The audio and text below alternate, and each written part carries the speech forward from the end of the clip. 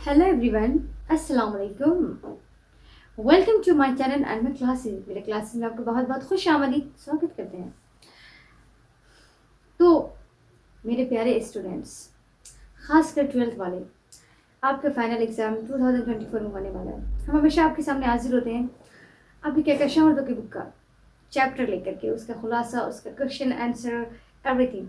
तो आज हम फिर आपके सामने हाजिर हैं आपकी कहकशां उर्दू की बुक का बागो बहार चैप्टर लेकर, जो आपकी कहकशां उर्दू की बुक का सबसे मशहूर और मारूफ चैप्टर है। और ये बहुत ज़्यादा इम्पोर्टेंट है। इसको ऐसा मतलब कि ये जो आप लोग जो हैं ख़ास तौर से इस पर फोकस होता है स्टूडेंट्स का कि ये चैप्टर बहुत ही अच्छे से कवर हो जाए, उसका क्वेश्चन आंसर कवर हो जाए। तो हमारी भी चैनल पर क्वेश्चन आंसर और इसका ऑब्जेक्टिव भी अवेलेबल है। आज हम फिर इसका फुल एक्सप्लेनेशन मतलब लेकर आए हैं। हम इस वीडियो में आपको इसका फुल एक्सप्लेनेशन देने वाले हैं, पूरी तफसील बताएंगे कि पॉइंट करके, ठीक है, समझाएंगे। और मुझे यकीन है कि आप लोग को समझ में ज़रूर आएगा। हम इस पर भी चर्चा करेंगे कि बागो बहार दास्तान है, दास्तान क्या होता है। हम इस पर भी चर्चा करेंगे, जिक्र करेंगे कि बागो बहार में कितने करैक्टर हैं, उनकी पूरी तफसील बताएंगे। और उसमें जो किस्सा है, दास्तान है, वो क्या है, असल मौजू क्या है, किस किस का किस्सा है, मेन कैरेक्टर कौन है। और हम मीर अमन दालवी जो मुसन्निफ हैं बागो बहार के, हम इस पर भी जिक्र करेंगे, उनकी हालात ज़िंदगी के बारे में भी जानेंगे। तो चलिए सबसे पहले हम बता दें कि थोड़ा बेसिक मुख्तसर में कि मीर अमन दालवी जो है वो बागो बहार के राइटर हैं। कौन है राइटर? बागो बहार एक दास्तान है। दास्तान है, ये कोई अफसाना नहीं, कहानी नहीं। एक्चुअली पहले ज़माने में जितने भी किस्से होते थे, किस्से, जिसमें किस्से का मतलब होता था कि बहुत लंबी चौड़ी लिस्ट होती थी। दास्तान इसीलिए कहा गया कि दास्तान कहा जाता है कि जिसमें बहुत लंबी चौड़ी लिस्ट होती है कहानियों की, बहुत ज़्यादा कहानी होती है, हर बहुत सारे लोग होते हैं, बहुत सारे रोल होते हैं, और सबकी अलग अलग ज़िंदगी होती है, अलग अलग कहानी होती है, और पूरी तफसील उसकी होती है उनकी ज़िंदगी की। जैसे आपको लगेगा कि अब आपके सामने फिल्म चल रही है सबकी ज़िंदगी की, जब आप दास्तान पढ़ेंगे तो, किस्सा पढ़ेंगे तो ये जो किस्सा गोई की पुरानी सिन्फ है, यानी किस्सा कहने का एक ज़रिया था पुराना, जिसको दास्तान के तौर पर लिखा जाता था। किस्सा बताने का, किस्सा कहने का, किस्सा सुनाने का, ये क्या है, एक सिन्फ है। किस्सा गोई की बहुत पुरानी सिन्फ दास्तान कहलाती है। यानी कि किस्सों को जब कही जाती थी बहुत लंबी चौड़ी कहानी में, जिसमें बहुत सारे किरदार होते थे और सबकी ज़िंदगी अलग अलग होती थी और वो अलग अलग जगहों पर रहते थे। यानी अफसाने में क्या होता है, आपको एक फैमिली का ड्रामा दिखाया जाएगा, एक ही जगह पर देखा जाएगा, एक ही शहर पे। दास्तान और किस्सा में क्या होता है, जो कि बहुत सारे लोग हैं और वो अलग अलग मुल्क की बातें रहेंगी। यानी वो अलग अलग मुल्कों का दौरा करेंगे, अलग अलग जगहों का, और फिर उसके साथ अलग अलग जो है वाक़ये हो रहे हैं, अलग अलग तरह के, और पूरी तफसील उसकी रहती है, ठीक है। लेकिन उसमें एक मेन कैरेक्टर भी होता है, जैसे हातिम ताई। हातिम ताई का क्या है, हातिम ताई को भी किस्सा कहेंगे और दास्तान भी कह सकते हैं। ऑब्वियसली हातिम ताई मरकजी किरदार है। हातिम ताई का आपने ये भी देखा होगा, उनकी फिल्म भी है हातिम ताई की, बहुत उनकी दास्तान भी है, किस्सा भी है। तो उसमें हातिम ताई मरकजी किरदार है, लेकिन आपने देखा कि उसमें कितने सारे लोग थे और सबकी अलग अलग जिंदगी और सबकी अलग अलग कहानी। और हातिम ताई कितनी जगह जाते हैं, हातिम ताई जहाँ जहाँ जाते हैं वहाँ वहाँ उनको लोग मिलते हैं, दूसरे शहर, दूसरे मुल्क, कहाँ कहाँ का दौरा। तो ये दास्तानों में देखिए हातिम ताई की, और उसमें सबकी ज़िंदगी अलग अलग होती है। यानी कि एक जगह पर नहीं रहते, अलग अलग शहरों का दौरा करते हैं, अलग अलग मुल्क के किस्से होते हैं, अलग अलग मुल्क में लोग रहते हैं, फिर उनकी ज़िंदगी की अलग कहानी, और उन सब से अटैच होते हैं हातिम ताई। तो बस इसी तरह से बागो बहार में, अब दास्तान में ऐसे ही होता है, एक मरकजी किरदार होता है, उनमें बहुत सारे लोग होते हैं, वो सब एक मरकजी किरदार से, मेन कैरेक्टर से अटैच होते हैं, और उन सब की जो लोग अटैच होते हैं उन सब की ज़िंदगी की कहानी भी उसमें दी हुई होती है और उन सब की पूरी तफसील बताई होती है, ठीक है। लेकिन मरकजी किरदार एक है। तो बागो बहार में जो मरकजी किरदार है वो एक शहजादा है। कौन है? शहजादा। हमने आपको बताया बागो बहार में, यहाँ बता दें कि मरकजी किरदार जो है वो है शहजादा। ये देखिए लिखा हुआ है शहजादा, मेन कैरेक्टर। उनके जो एक चचा होते हैं, काफिर चचा, जिसको कहा गया है, बजाय अबू जहल के से मुशाबा किया गया है अबू जहल से, यानी कि काफिर टाइप रहते हैं। वो इतने लालची रहते हैं कि अपने चचा तक को, खून तक को, सॉरी भतीजे के खून तक को भूल जाते हैं कि वो हमारा खूनी रिश्ता है, हमारा भतीजा है, हमारे भाई का बेटा है। जब उसके भाई फौत हो जाते हैं, शहजादे के वालिद साहब, तो उनके सल्तनत पर कब्जा कर लेते हैं, जो चीन माचीन में होती है सल्तनत, और उस शहजादे को मारने का प्लान बनाते हैं कि उसको हम किसी तरह से ठिकाने लगाए। कत्ल की साजिश रच रहे होते हैं। کہ اس کو ہٹا دیں گے تو آرام سے بھی سلطنت پر بیٹھ پائیں گے، پھر کبھی کوئی ڈاؤٹ، کوئی ڈر نہیں رہے گا، خوف کہ آ کر کے کبھی قبضہ کر لیتا ہے اور شہزادہ بیچارہ اکیلا پڑ جاتا ہے۔ پھر اس کی چچا جو ہوتے، مبارک چچا، جو ان کے والد صاحب کی جو انتقال ہو جاتے بادشاہ، ان کے پرانے خادم ہوتے ہیں، خادم خاص ہوتے ہیں، ان سے ان کو اتنی محبت ہوتی ہے، جیسے ہوتا ہے نا آپ کے گھر میں سرونٹ ہوتے ہیں جو بہت پرانے ہو جاتے ہیں اور وفادار ہوتے ہیں۔ اگر کوئی سرونٹ ایسے ہو جو آپ آئیں اور پرانے ہو، اگر وہ وفادار بھی ہیں تو آپ ان کو اپنی فیملی کا حصہ بنا لیتے ہیں، وہ آپ کے لیے بہت خاص ہو جاتے ہیں، آپ ان سے بات شیئر کرتے ہیں، ان کی بات سنتے ہیں اور ہر راز شیئر کرتے ہیں، اور وہ وفادار ہوتا ہے بالکل، اور وہ آپ کے ساتھ دیتا ہے ہمیشہ مرتے دم تک، اور وفاداری نبھاتا ہے، کبھی نمک حرامی نہیں کرتا۔ مطلب نمک جو کھاتے ہیں نا تو کہتے ہیں کہ ہم نے ان کا نمک کھایا ہے تو ہم اس کو رشتے کو نبھائیں گے۔ تو بس خادم خاص ہوتے ہیں مبارک چچا، جو ان کے بادشاہ کے بہت پرانے خادم ہوتے ہیں، تو وہ اوپر سے تو ان کے چچا کو شو کرتے ہیں کہ ہم اس بچے کو مارنے کا ہم یہ منصوبہ بنا رہے ہیں، بٹ وہ اندر سے سوچ لیتے ہیں کہ میں اس بچے شہزادے کو کسی بھی طرح سے بچا کر لے جاؤں گا، اور وہ بچا کر لے جاتے ہیں۔ تو یہ رہا کہ کافر چچا بجائے ابو جہل ہوتے ہیں۔ دوسرا کریکٹر مبارک چچا جو شہزادے کو بچا کر کے لے جاتے ہیں ملک صادق کے پاس۔ شہزادے کے جو والد صاحب ہوتے ہیں بادشاہ، ان کے دوست ہوتے ہیں ملک صادق، جناتوں کا بادشاہ، ان کے پاس لے جاتے ہیں۔ ملک صادق ایک اور کریکٹر آ گئے، یہ دیکھیے 4th کریکٹر میں شہزادے کے والد کا دوست لکھا ہوا ہے، یہاں دیکھیے نوٹس میں لکھ دیا ہے میں نے، آپ آرام سے اس کو پڑھ سکتے ہیں، اسکرین شاٹ لے کر کور کر سکتے ہیں بہت اچھی طرح سے۔ نابینا فقیر، جو وہ خوبصورت لڑکی جو ملک صادق شہزادے کو شرط دیتا ہے جب وہ جاتا ہے اپنا مدعا لے کر کے اپنے والد صاحب کے دوست کے پاس، شہزادہ اور وہ مبارک چچا، کہ ہمارے چچا نے ہماری سلطنت کو قبضہ کر لیا ہے، آپ ہمیں وہ سلطنت واپس دلا دیں۔ تو ملک صادق جو جناتوں کا بادشاہ ہوتا ہے وہ کیا کہتا ہے شہزادے کو، ایک بہت خوبصورت لڑکی کی تصویر دکھاتا ہے، ایک نازنین سی جس کا نام گلبدن ہوتا ہے، کہتا ہے کہ یہ لڑکی مجھے چاہیے، میں پوری جہاں کی خاک چھان چکا ہوں، جگہ جگہ چھان چکا ہوں، لیکن وہ لڑکی مجھے نہیں ملی، تم پلیز کہیں سے بھی اس کو ڈھونڈ کر لا دو، جب تم اس لڑکی کو مجھے لا دو گے اور یہ مجھے حاصل ہو جائے گی، اور تو میں تمہارے چچا سے تمہاری سلطنت واپس دلا دوں گا۔ اور اسے یہ بھی تاکید کرتے ہیں کہ لڑکی بڑی خوبصورت ہے، تم بھی بڑے ہو گئے ہو، کہیں ایسا نہ ہو کہ تمہارا شادی کرنے کا دل کرے اور تمہاری نیت بدل جائے اور تم اسے دیکھ کر کے ہماری وہ امانت ہے تم ہمارے پاس لاؤ گے، امانت میں خیانت کرنے لگو گے کہیں تو ہم تمہیں بخشیں گے نہیں، بلکہ تمہیں ایسی سزا دیں گے کہ تم یاد رکھو، بس تمہاری سلطنت بھی ہم واپس نہیں دلائیں گے۔ یہ سن کر کے شہزادہ وعدہ کرتا ہے کہ نہیں، ہم ایسا نہیں کریں گے۔ پھر وہ بھٹکتا رہتا ہے، 7 سالوں تک بھٹکتا رہتا ہے، جنگل، راستہ، رات دن اپنے چچا کے ساتھ وہ تصویر لیے، لیکن وہ لڑکی نہیں ملتی ہے۔ آخر میں جا کر کے ہندوستان میں ایک نابینا فقیر ہوتے ہیں جو خوبصورت لڑکی کے فادر ہوتے ہیں، وہ گلیوں میں بھٹک رہے ہوتے سڑکوں پر بھوکے پیاسے، تو اس کے جیب میں اشرفی رہتی ہے شہزادے کے، تو وہ اشرفی نابینا فقیر کو وہ دے دیتے ہیں، ایک اشرفی، جس کے بنا پر وہ اتنی ساری دعائیں دیتے ہیں اور کہتے ہیں کہ شہزادے تو اس ملک کا یہ لگ رہا ہے کیا کہتے ہیں اس کو، جو مسافر، ہاں مسافر لگ رہا ہے، تو اس ملک کا باشندہ نہیں، اس ملک کے جو باشندے وہ مجھے دیکھ کر کے نظر انداز کر کے چلے جاتے ہیں، کسی کو توفیق نہیں ہوتا کہ ایک لقمہ مجھے کھانا دے دے، کپڑے دے دے، اور ان کے پاس اس وقت کچھ نہیں ہوتا۔ وہ اشرفی سے جب اتنی ساری دعائیں دیتے ہیں کہ خدا تیرا بھلا کرے، تجھے تیری مقصد میں کامیابی ملے، تجھے تیرا مقصد مل جائے، اور اس فقیر کی دعا جو سنتے ہیں یہ تو بڑے امپریس ہوتے ہیں شہزادے، اور دل کرتا ہے کہ ان کے پیچھے چل دیں۔ پھر وہ فقیر اس اشرفی سے اپنی بیٹی کے لیے، وہی خوبصورت نازنین ان کی بیٹی ہوتی ہے جو شہزادوں کا بھی پتہ نہیں ہے، ان کے لیے کپڑے لیتے ہیں، کھانے کے لیے دال چاول سارے کچھ خریدتے ہیں، گوشت وغیرہ، اور وہ جاتے ہیں اپنی بیٹی کے پاس، اور یہ شہزادہ بس دل کہتا ہے کہ اس کے پیچھے چل دیں، وہ نابینا فقیر کے پیچھے چل دیتے ہیں، تو وہ کہتے ہیں کہ مطلب اس سے بڑے امپریس ہوتے فقیر سے، دیکھتے ہیں کہ ایک محل میں گئے، ایک محل بہت پرانا کھنڈر سا، لیکن معلوم ہوتا ہے کہ کسی گزرے ہوئے زمانے میں کسی بادشاہ کا محل تھا اور یہ پرانا ہو گیا، اور وہ فقیر سچ میں اپنے زمانے کا ایک بادشاہ رہتا ہے، اسی سلطنت کی حکومت کرتا ہے، لیکن حالات نے انہیں کہیں کا نہیں چھوڑتا ہے، وہ فقیر بنا دیتے ہیں، نابینا فقیر۔ تو وہ بیٹی کو جاتے ہیں اور آواز دیتے ہیں، یہ شہزادہ ان کے پیچھے چلا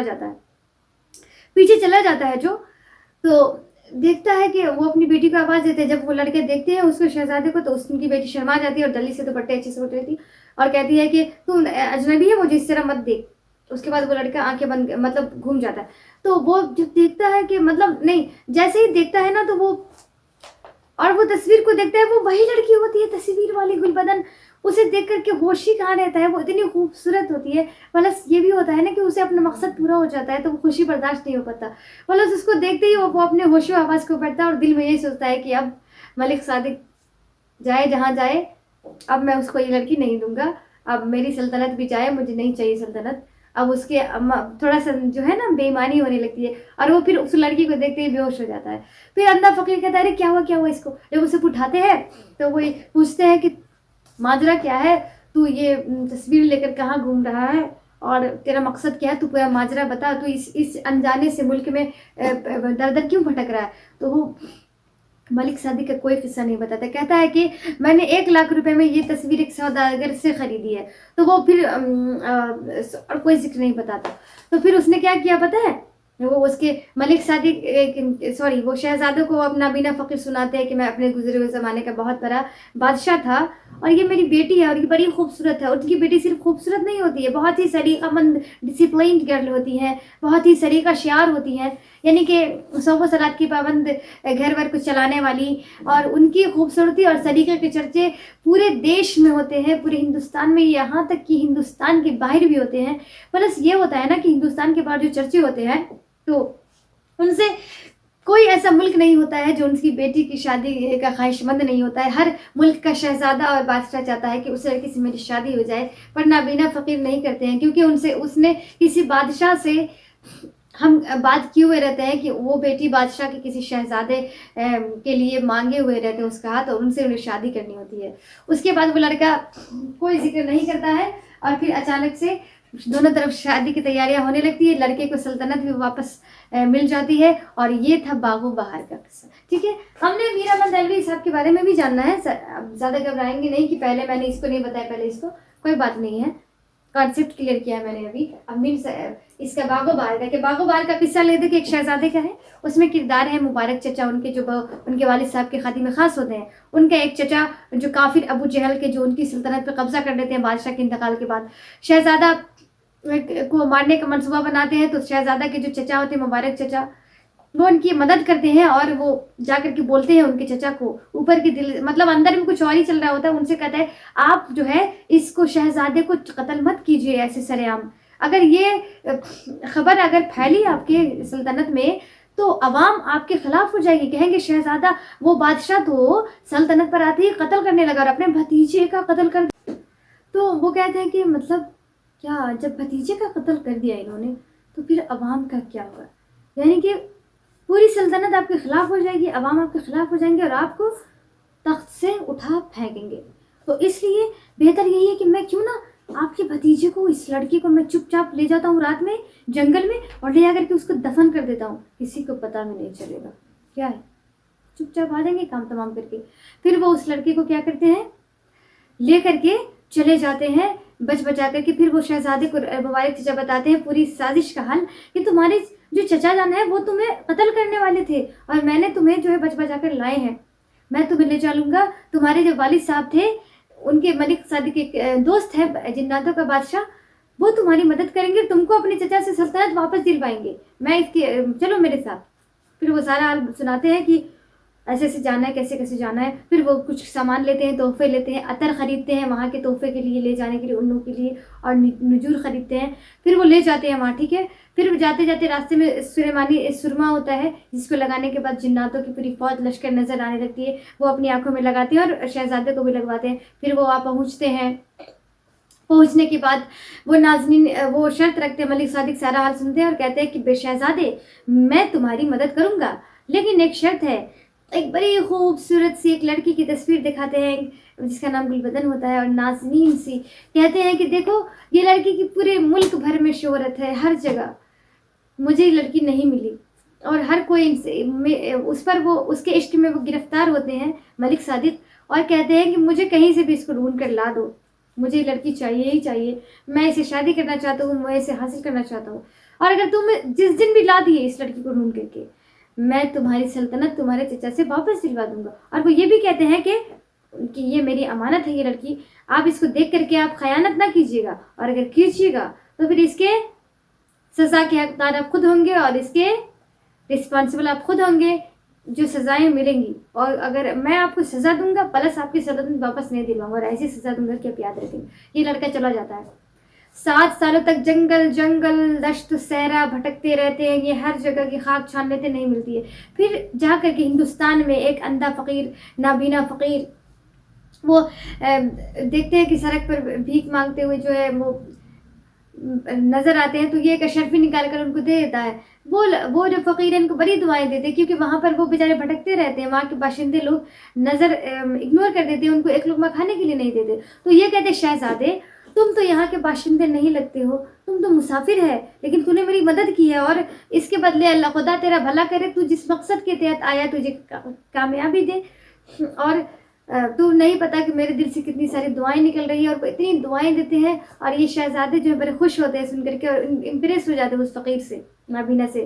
وہ دیکھتے ہیں شہزادے کی نابینا فقیر ایک اشرفی سے کھانے پینے کی بہت ساری چیز لیتے ہیں، گوشت لیتے ہیں، چاول دال، اور بیٹی کے لیے کپڑے، اور وہ لے کر کے جاتے ہیں۔ یہ اس کے پیچھے چل دیتا ہے، چلتا ہے، تو مصلحت یہ ہوتی ہے کہ ان کی تو بیٹی ان کو ملنی ہوتی ہے، تو اس لیے یہ بلا ارادہ ان کے پیچھے چل دیتے ہیں۔ جب جاتے تو دیکھتے ہیں ایک محل نظر آتا ہے، کھنڈر سا ایک دم پرانا۔ یہ سمجھ جاتا ہے شہزادہ کہ یہ دکھنے میں ایسا لگ رہا تھا کہ کسی بادشاہ کا محل ہے، اور یہ پرانا ہو گیا ہے۔ تو وہ جو رہتے ہیں نابینا فقیر، وہ اپنے زمانے کے بادشاہ رہتے ہیں، ٹھیک ہے، بعد میں یہ باتیں خود ان کو بتاتے ہیں۔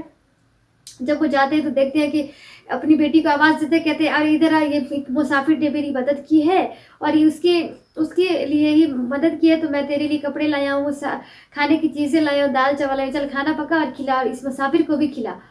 تو مسافر کو جب بیٹی اس کی آتی ہے، تو مسافر کے سامنے وہ جیسے ہی آتی ہے، وہ شہزادہ کے سامنے جب اس کی بیٹی آتی ہے، تو جیسے ہی دیکھتا ہے کہ وہ وہی تصویروں والی لڑکی رہتی ہے، گل بدن، بڑی خوبصورت ہوتی ہے وہ، اور جیسے ایک بار تصویر کو دیکھتا ہے، ایک بار اس کو دیکھتا ہے، اور وہ بے ہوش ہو جاتا ہے حیرت کے مارے کہ اچھا یہ تو لڑکی مل گئی، میں جو اتنے دنوں سے بھٹک رہا تھا، ایکچولی وہ تو نابینا فقیر کی بیٹی تھی، جس کے ملک بھر میں چرچے تھے۔ اور پتہ ہے کیا ہوتا ہے کہ وہ اس وقت یہ بھی سوچتا ہے کہ اس کی خوبصورتی کو دیکھ کر کے وہ سوچتا ہے کہ نہیں، اب ذہن میں یہ لاتا ہے کہ اب میں ملک صادق کو چھوڑوں، میری سلطنت چھوڑوں، میں اس لڑکی سے شادی کر لوں گا، ایسے کچھ خیال آتا ہے اس کے ذہن میں اس کو دیکھ کر کے، اور وہ بے ہوش ہو جاتا ہے حیرت کے مارے۔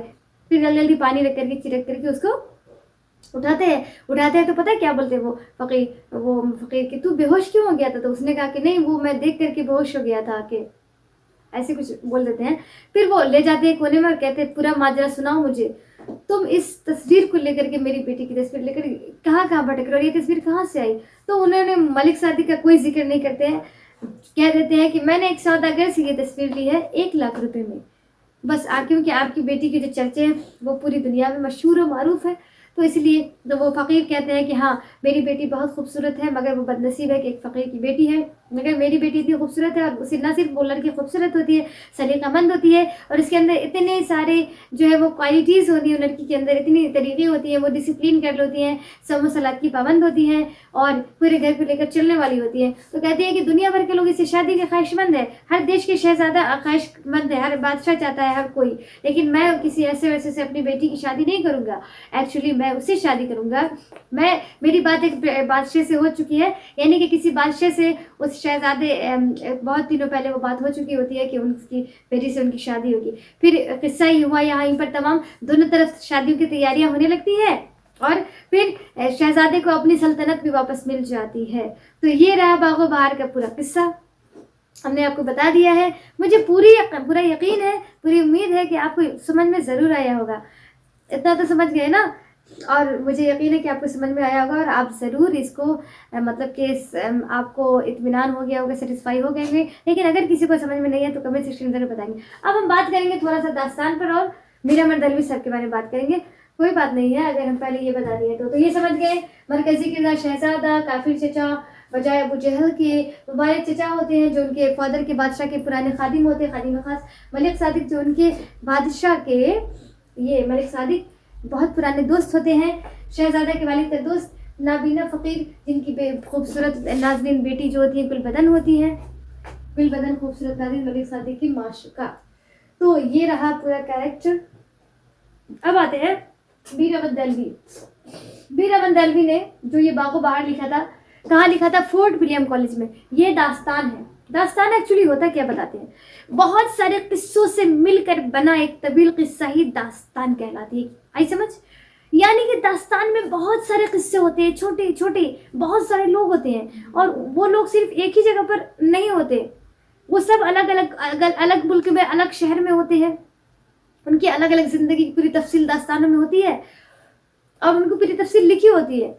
تو یہ داستان ہوتی ہے، اور ایکچولی اس میں ایک مرکزی کردار ہوتا ہے، مین کردار، اور پھر وہ کردار ایک سارے لوگوں سے اٹیچ ہوتے ہیں، یعنی کہ جڑے ہوئے ہوتے ہیں. جیسے حاتم طائی کا قصہ ہو گیا، آپ نے فلمیں بھی دیکھی ہوں گی حاتم طائی پر، ان کی داستانیں پڑھی ہوں گی. حاتم طائی کہاں کہاں جاتا ہے، دیکھا آپ نے، پورے دنیا کا دورہ کرتا ہے، اور ان میں دنیا کے دورہ کرنے میں کتنے سارے لوگ ملتے ہیں، سب کی زندگی کی الگ کہانی آپ کو دکھائی جاتی ہے. فلموں میں بھی آپ نے پڑھی بھی ہوگی داستان حاتم طائی کی. تو داستان اور قصہ دونوں ایک ہی ہوتا ہے، کہانی اور افسانے وہ الگ ہو گئے، جہاں پر ایک ہی جگہ پر جو بہت سارے لوگ ہوتے ہیں، ایک مین مرکزی کردار ہوتا ہے، مین کریکٹر، اور وہ سارے لوگوں سے وہ جڑے ہوئے ہوتے ہیں، اور وہ سب زیادہ دور نہیں، آس پاس کے ہی جگہوں سے وہ ریلیٹ کر کے، ریلیٹیو کر کے ان لوگوں کی کہانیوں کو بناتے ہیں، آپ انہیں پڑھتے ہیں. لیکن داستان میں حاتم طائی کا دیکھا آپ نے کہ بہت الگ الگ ملک کیا پوری دنیا کا آپ کو سیر کرا دیں گے، اور وہ جتنے بھی لوگ ہوتے ہیں، کوئی دوسرے ملک کے ہوتے ہیں، کوئی دوسرے شہر کے ہوتے ہیں، ان سب کی الگ الگ زندگی کہانی ہے حاتم طائی میں، اور لیکن سب لوگ حاتم طائی سے اٹیچ ہیں، ہے نا. تو بس باغ و بہار میں شہزادہ تھے، شہزادہ داستان تھی، سب لوگ اس سے اٹیچ تھے، لیکن سب لوگ الگ الگ جگہ پر رہ رہے تھے، سب کی الگ الگ کہانی تھی نا. تو داستان کہا جاتا ہے چھوٹے چھوٹے قصوں سے مل کر بنا ایک طویل قصہ داستان کہلاتی ہے. آئی سمجھ؟ یہ داستان جو ہے قصہ گوئی کی ایک پرانی صنف ہے. کہنے کا مطلب ہے یہ قصہ کہنے کا، ایک قصہ بتانے کا، قصہ کہنے کا، لوگوں تک پہنچانے کا قصہ، یہ ایک پرانی لکھاوٹ ہے جو داستان کہلاتی ہے. قصوں کو ہی داستان کہا جاتا ہے، طویل قصہ کو، ٹھیک ہے نا. چھوٹے چھوٹے قصے، الگ الگ لوگوں کی کہانی ایک سے مل کر بنا ایک طویل داستان. پہلے زمانے میں ناول نہیں لکھایا جاتا، افسانہ ڈرامہ، اب تو فلمیں آ گئی ہیں چھوٹی چھوٹی، اس میں فلمیں، افسانے، ڈرامے، آپ ایک کوئی گھر کی کہانی دکھائی جاتی ہے، یہ سب چھوٹے چھوٹے ہو گئے. پہلے زمانے میں سب لوگ داستان لکھتے تھے، اب داستان لکھے تو کچھ لوگوں نے اس کو چینج کر کے لکھنا شروع کیا، وہ چیزیں مارکیٹ میں چلنے لگی، لوگوں کی ڈیمانڈ کم ہونے لگی داستان کی، فلمیں آنے لگی، ڈرامے آنے لگے، افسانے. تو لوگ جب داستان پڑھنا چھوڑ دیے، ماڈرن ہو گیا زمانہ، لوگوں کی سوچیں چینج ہو گئی، تو بس داستان لکھنے کا چلن ختم ہو گیا، مصنفوں نے لکھنا چھوڑ دیا. جب ڈیمانڈ نہیں تو افسانے لکھنے لگے، ڈرامے لکھنے لگے، ناول لکھنے لگے، چھوٹی چھوٹی کہانی لکھنے لگے، اور وہی چیزیں چلنے لگی. دھیرے دھیرے گاؤں گھر کے قصبہ میں چلتا بھی تھا داستان، تو وہ بھی ہوتے ہوتے زمانہ ماڈرن ہوتے ہوتے لوگ وہ بھی چیزیں اب ختم ہو گئی. اب داستان نہیں لکھی جاتی، داستان لکھنے کا چلن ختم ہو چکا ہے، اب افسانے، کہانی اور ڈرامے چلتے ہیں. تو یہ سمجھ گئے داستان، یہ ہو گیا. اب آتے خاندان، تعلیم اور ہم شہرت پر بات کریں گے میر امن دہلوی صاحب کی. ٹھیک ہے، اصل نام تھا میر امن دہلوی. میر امن دہلوی کا اصل نام میر امن دہلوی تھا، اور تخلص نام تھا لطف، یعنی کہ یہ مصنف تھے، سب کا تخلص نام ہوتا ہے شاعر کا، مصنف کا. ان کی شہرت کا اصل دار و مدار باغ و بہار ہے. یہ فورٹ ولیم کالج میں لکھے تھے، 1801 میں کمپلیٹ کیے تھے، 1801 میں کمپلیٹ کیے تھے، اور 1802 میں، یعنی کہ 1802 میں لکھے تھے، اور بعد میں 1802 میں جو ہے اس پر نظر ثانی کی گئی تھی، اور اس کا نام نظر ثانی کے بعد نام رکھا گیا تھا باغ و بہار. لکھے گئے تھے باغ و بہار. پہلے جو ہے 4 درویش تھی، فارسی کتاب تھی.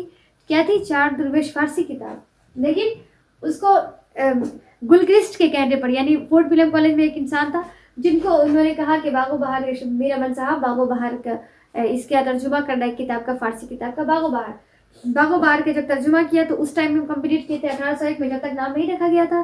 لیکن 1802 میں اس پر باتیں ہوئی، میٹنگ ہوئی، نظر ثانی کی گئی، تو ان کا نام رکھا گیا کیا؟ تاریخی نام باغ و بہار. یہ ہو گیا. اب آتے ہیں آباؤ اجداد. مغل بادشاہ، سمجھ گئے، مغل سلطنت پہلے چلتی تھی، ان کی خدمات میں ان کے آباؤ اجداد پورا خاندان تھا. رکاب میں تھے. رکاب کا مطلب ہوتا ہے تھالی. تھالی کا مطلب ہوتا ہے کہ ان کی خدمت میں تھے، ان کے ساتھ اٹھنا بیٹھنا تھا، ان کی خدمت انجام دیتے تھے. ان کے پورے میر امن صاحب کا دہلوی کا پورا خاندان، ان کی خدمت کے بدلے میں ان کو جاگیریں بھی ملی تھی. کیا ملی تھی؟ ان کی خدمت میں جاگیریں بھی ملی تھی. کن کو؟ میر امن دہلوی صاحب کو. اب آتے ہیں سورج مل جاٹ نے ان کی جاگیر ضبط کر لی دہلی میں جب رہتے تھے تو، اور ان کا گھر دہلی میں لوٹا گیا جب احمد شاہ ابدالی کی وہاں سلطنت جو ہے، مطلب پوری فوج داخل ہو گئی دہلی میں اور پوری دلی کو لوٹا، جس میں میر امن دہلوی صاحب کا بھی گھر محفوظ نہ رہ سکا، اور ان کی ساری چیز جاگیریں بھی لوٹ لی گئی اور گھر بھی لوٹ گیا. پھر وہ وہاں سے، یہاں دیکھیے، सूरज मिल जाट ने जागीर जब्त कर ली, दिल्ली छोड़कर अजीम आबाद चले गए। कहाँ? अजीम आबाद चले गए और वहीं मुकीम रहे। ठीक है, अब आते हैं वहां से होते होते तलाशे मुआश में वो कलकत्ता आए। ठीक है, कलकत्ता में एक नवाब दिलावर जंग मिले, जिन्होंने अपने छोटे भाई को पढ़ाने के लिए इनको मुकर्रर कर दिया अताली। नवाब दिलावर जंग ने वहाँ वो फिर उनके भाई को पढ़ाते रहे, छोटे नवाब दिलावर जंग के छोटे भाई इसको मीर कासिम को। अब आते हैं फोर्ट विलियम कॉलेज में इनका तकर्रुर हुआ। अब आते हैं गुलक्रिस्ट तक पहुंचे, यानी कि मुंशी मीर बहादुर अली हुसैनी एक आदमी मिले इनको, जो इनको फोर्ट विलियम तक पहुंचाएगा। और गुलक्रिस्ट तक पहुंचे वो कब? मुंशी मीर बहादुर अली हुसैनी के, और वहाँ उनको जॉब मिल गई 40 रुपये माहाना पर फोर्ट विलियम कॉलेज में जून 1806 में। जून 1806 में वो वहाँ जॉब मिली। और 4 मई 1801 में 40 रुपये माहाना पर उनकी सैलरी कितनी थी? 40 रुपये थी। उस जमाने में बहुत ज़्यादा थी 40 रुपये। कॉलेज में जून 1806 तक वाबस्ता रहे, जुड़े रहे। अब उसके बाद उनको सुबुकदोश कर दिया गया, रिटायर। क्यों? कि उनकी जिस्मानी माजूरी की वजह से, जिसमें वो मतलब कि विकलांग थे थोड़ा, कोई ऐसा पूरा वाज़ेह तौर पे नहीं दिया गया है। जिस्मानी माजूरी और पीर साली थी उनको, पीराना साली थी उनको, एक बीमारी थी जिस्म की माजूरी की बीमारी थी, जिस्म की माजूरी। अगर क्वेश्चन में आए तो उनको सुबुकदोश किया गया 1806 में। तो कब क्यों किया गया? जिस्मानी माजूरी और पीराना साली की वजह से। उसके बाद कॉलेज से इलादगी के बाद उनके हालात किसी को पता नहीं। वो पर्दे में हो गए, पर्दे खफा में, यानी खफा वाले पर्दे में चले गए। उनके बाद किसी को पता नहीं। हाँ, ये इतना पता है कि वो साहबे अयाल थे, यानी बहुत सारे बच्चे थे उनके पास। उनके घर में बड़े और छोटे मिलाकर 10 आदमी थे। मीर अमन दहलवी साहब के बारे में हम बता दें। ठीक है, ये पर्दे खफा में थे। उनके घर में यहाँ पर लिखा हुआ, यहाँ देखिए, छोटे बड़े 10 आदमी थे। फारसी की मशहूर किताब, अब आते हैं कि मीर अमन दहलवी साहब ने फारसी की मशहूर किताब अखलाके मोहसिनी उर्दू में तर्जुमा किया था। एक और किताब थी जो फोर्ट विलियम कॉलेज में उन्होंने किया था, अखलाके मोहसिनी, फारसी की मशहूर किताब, जिसका उर्दू में तर्जुमा किया था। उसका नाम रखा था गंज खूबी। क्या? गंज खूबी नाम रखा था। ये तो हो गई बात है। अब आते हैं मुकम्मल तौर पर 1804 में। अब बागो बहार पर आते हैं कि बागो बहार 1802 में तारीखी नाम रखा गया नजरसानी करके बागो बहार। अब किताब लिख दी गई, उसका नाम भी रख दिया गया। अब उनको कॉपी तो करनी थी ना बहुत सारी किताबें, उसको अब छापना था प्रिंट मशीन में। छापा गया कलकत्ता में मुकम्मल तौर पर, कलकत्ते की हिंदुस्तानी छापाखाना में। कलकत्ता में हिंदुस्तानी छापाखाना था, वहीं उस किताब को 1804 में छापा गया। ठीक है, किसको? फोर्ट विलियम कॉलेज में बागो बहार किताब को 1804 में। फोर्ट विलियम कॉलेज में बहुत सारी किताबें लिखी गई, लेकिन सबसे ज़्यादा शोहरत मिली थी मीर अमन दहलवी साहब की लिखी हुई किताब बागो बहार को।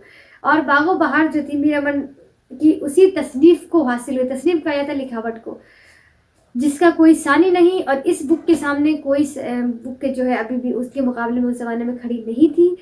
और मीर अमन दहलवी साहब को जो मंजर आम पर आए, उनको शनाख्त मिली, वो जो हीरो बने लोगों की नज़रों में, वो इसी किताब की बदौलत। और उनको एक पहचान मिली, बहुत बड़ी पहचान, शोहरत मिली, इज़्ज़त मिली और दौलत भी मिली, वो इसी किताब की बदौलत। तो ये समझ गए आप। ये रहा आज का मीर अमन दहलवी साहब के बारे में हमने पूरा जान लिया। देखिए यहाँ पर उनके ख़ानदान के बारे में भी जाना, उनकी तालीम, उनकी शोहरत, सब कुछ जाना हम लोगों ने। ठीक है, तो मुझे यकीन है कि आप लोगों को समझ में ज़रूर आया होगा। और अगर कोई बातें अगर आपको समझ में नहीं आई है तो आप ज़रूर हमें कमेंट सेक्शन में बताइएगा। हम फिर से आपके लिए दूसरी वीडियो में लेकर आएंगे। तब तक के लिए हमें इजाज़त दीजिए। खुदा हाफिज़।